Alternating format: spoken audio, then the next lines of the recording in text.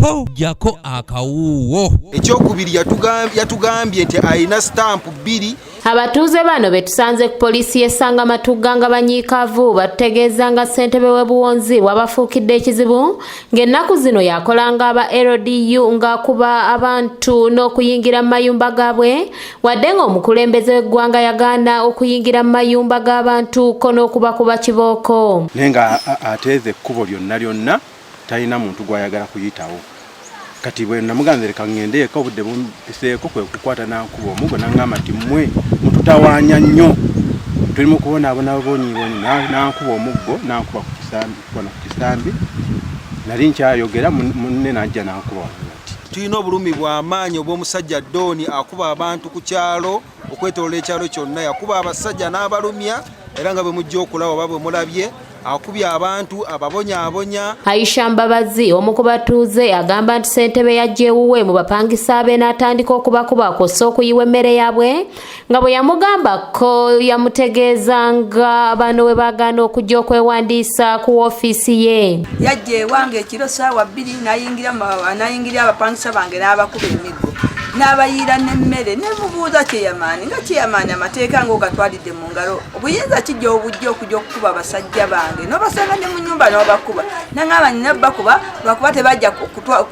kugulandaga muntu ku LC yange ne mugamba obwo obuyinza kyeyamaani tobuyina. Kamwakabi Francis ategeeza nga lumu bwe yali atambula ng'adda ewaka ssentebe n'amusanga n'amukuba ng'ali wamu ne banne nga bambadde ebyambalo bya kiragala ebyefaanaanyiriza eby'amagye nga n'okutuusa kati agamba kyalumizibwa. Ekyambalo kya kiragala kiriko n'enkofiira kyefaanagana n'ekyabasirikale kyalimu ng'agenda ayigganya buli bantu. Kati chairman eyali chairman omukadde w'ebuwonzi yajja n'ayogayogana nti abantu baleke bagende. Omuwanika w'akakiiko k'ebuwonzi Nabbosa Ajala agamba nti ssentebe waabwe tabuulirirwa kubanga lumu yajja wali ng'ali wamu n'abavubuka be yatungisiza yunifoomu ezifaanana ez'ejje kuuma byalo ne bayingira amayumba ag'abatuuze ne batandika okubakuba n'okuyiwa amazzi mu mmere yaabwe nga bwe yamugambako yamutegeeza nga bw'atalina ajajja kumuwawaabira. Naye bannange chairman wange Doni Katende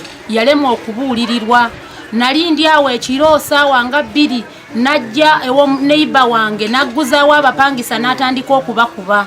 Kakati mbandi ewange nga bagira funguwa nenge neziruka nenzijja nzirukirira neighbor wange ngenda okutuukawo nga chairman wange alina n'obuvubuka bwe yatungisiza ebyambalo ebyefaananyiriza n'ebya local defense. Kansala Deize Wanyana agamba nti ekikolwa kya ssentebe si kirungi kubanga avumaganya poliisi n'amagye olw'ebyambalo bye yatungisa ng'ononno asabye omukulembeze w'eggwanga ne RDC baveeyo ku ssentebe ono abafuukidde ekizibu kubanga kati abatuuze tebakyatya coronavirus wabula batya ssentebe. Paneze ekikolwa kya chairman ow'ebuwonzi ekyokutulugunya abantu nga batulugunya mu linnya lya poliisi n'amagye kyo kisusse.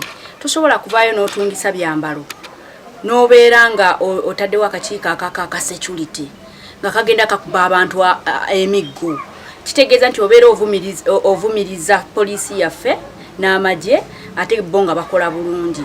Nze nvaayo n'omulango ogutali gwa kukungula nga nkoowoola bekikwatako bonna bajje bayambe ekitundu kyaffe. Tusobodde okutuukira ku ssentebe ono ayogerwako Katende Abuddu ng'agamba nti kituufu yunifoomu ze boogerako azimanyi era azirina wabula ng'okuva gavumenti bwe yaleeta aba LDU baziwummuza nga tebakyazikozesa era mbu n'olunaku lwe baba bakuba abantu babasanga bali mu kunywa mwenge ate ng'omukulembeze yali yagugaana. Yaliwo emabega nga LDU tenajja era nga tulina n'yunifoomu gye boogerako naye twagiyimiriza okuba baleeta LDU okugamba nti bakubibwa ekyo kyaliwo olunaku lumu lwe twakolamu patrol ne tuyitako wabweru ne tusangayo abo be twasanga bagamba bakubibwa baali banywa enjaga era ne tugikwasa poliisi.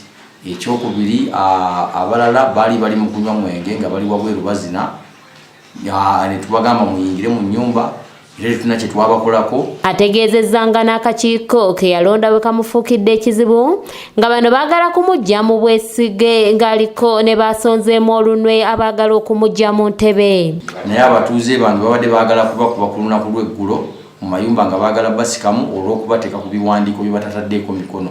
Era abantu abakyankalanya zooni eno bali bantu balubatu, bali abantu bana, ng'omukyalo omu ye Nabbosa Hajara, omulala ye Naggujja Madina, omulala ye Mbabazi, omulala mu muvubuka bamuyita Lujja, be bantu bana abayimiriddeko obukyankalano bonna. Ajje Samuel yakusakidde eggulire lino ku lwa ABS Television. Twafuna security meeting erimu bapiso bagiso bakiba komanda bonna batwala omuluka uniform ne tugihandinga over, era up to now tewakyali security ku kyalo twagijjawo.